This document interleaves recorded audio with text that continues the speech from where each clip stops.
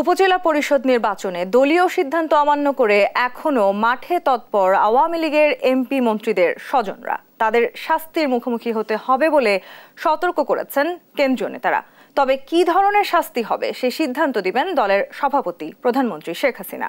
যেসব কেন্দ্রীয় নেতা এবং মন্ত্রী এমপিরা স্বজনকে ফেরাতে পারেননি তাদেরকেও দিতে হবে খেসারত। ৩০ এপ্রিল দলের ওয়ার্কিং কমিটির বৈঠকে আসবে চূড়ান্ত সিদ্ধান্ত।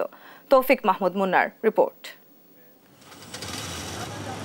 দলীয় প্রতীকবিহীন উপজেলা নির্বাচনের প্রথম ধাপ অনুষ্ঠিত হবে ৮ই মে।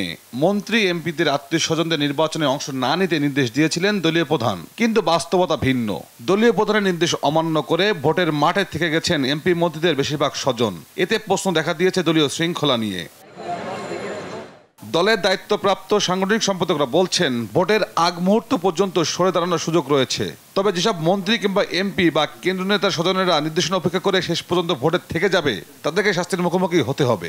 দলের নিজস্ব অনেক পদ্ধতি আছে, তাকে ভবিষ্যতে পদ থেকে সরিয়ে দেওয়া, বা অনেক দেখা যাবে যে অনেক সিনিয়র এমপি আছে, হ্যাঁ, কিন্তু তারা মনে হয় তারা এবারে মন্ত্রী হবেন স্বাভাবিকভাবে, কিন্তু মন্ত্রিসভা যখন গঠিত হয় তাদের নাম খুঁজে পাওয়া যায় না।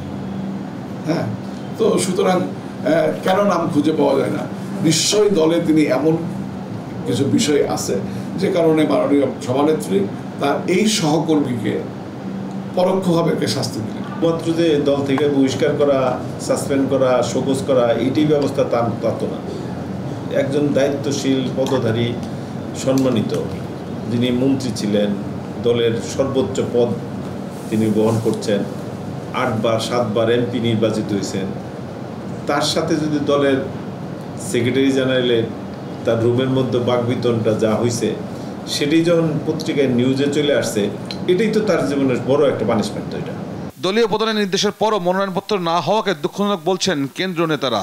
বলেন পরিবারের কাছে অনেকেই অসহায়। তারা যেটা করছেন দলীয় হাইকমান্ডের নির্দেশ অমান্য করে নিজের আত্মীয় স্বজনদের প্রার্থী হিসেবে রাখছেন, যদি রেখে দেন শেষ পর্যন্ত, এটা অত্যন্ত দুঃখজনক এবং তার রাজনৈতিক জীবনের জন্য একটা বড় একটা বললাম যে একটা বড় ব্ল্যাক স্পট হিসেবে এটা তার সবসময় এটা বয়ে বেড়াতে হবে।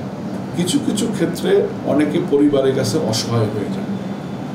যে সমস্ত মানুষ বড় বড় পদে আছেন তাদের যারা স্বজন আছে, পরিবারের সদস্য আছে, তাদের একটু অনুধাবন করা উচিত যে মানুষটি একটা বড় নেতা, বড় পদে আছেন, তার কারণে পরিবারের সবাই কিন্তু সম্মানিত হয়, সবাই কিন্তু নেম ফেম বাড়ে।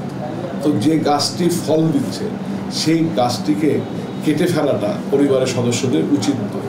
৩০ এপ্রিল দলের ওয়ার্কিং কমিটির বৈঠকে দলীয় প্রধান ও প্রধানমন্ত্রী উপজেলা নির্বাচন সহ দলের শৃঙ্খলা ভঙ্গকারীদের বিরুদ্ধে শাস্তির বিষয়ে নির্দেশনা দিবেন বলে জানান সাংগঠনিক সম্পাদকেরা।